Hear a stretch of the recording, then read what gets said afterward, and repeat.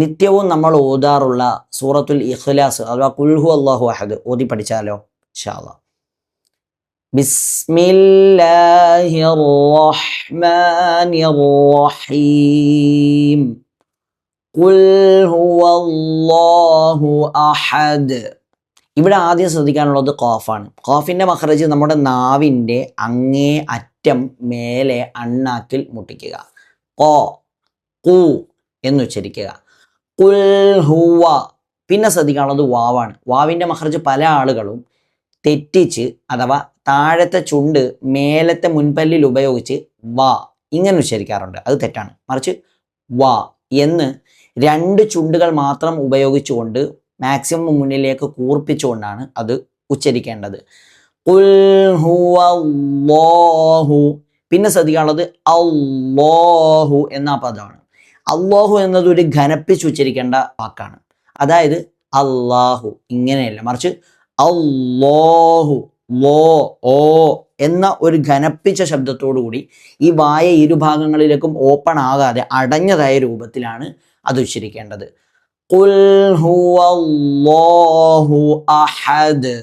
ഹ വളരെ ശ്രദ്ധിക്കണം. എന്ന ശബ്ദത്തോടു കൂടി തൊണ്ടയുടെ മധ്യഭാഗത്ത് നിന്ന് പുറപ്പെടണം.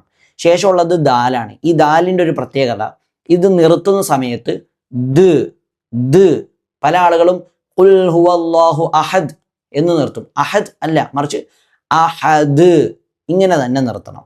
ശേഷം അല്ലാഹു സ്വമദ്.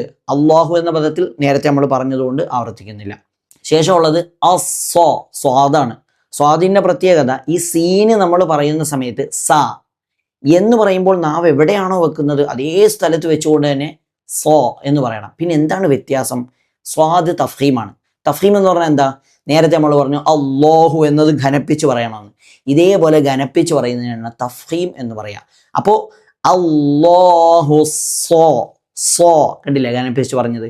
ഇതേപോലെ ഉച്ചരിക്കണം എന്നർത്ഥം. അല്ലാഹു സ്വമദ് ദ് കേൾക്കണം.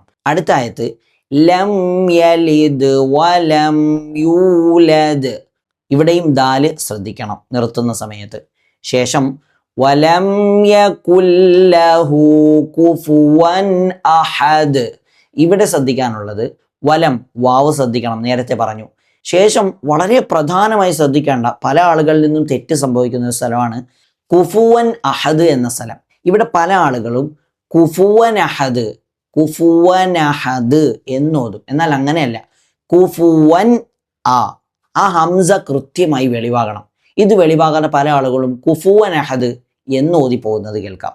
അതുകൊണ്ട് അതുകൂടി ശ്രദ്ധിച്ച് നോട്ട് ചെയ്യണം.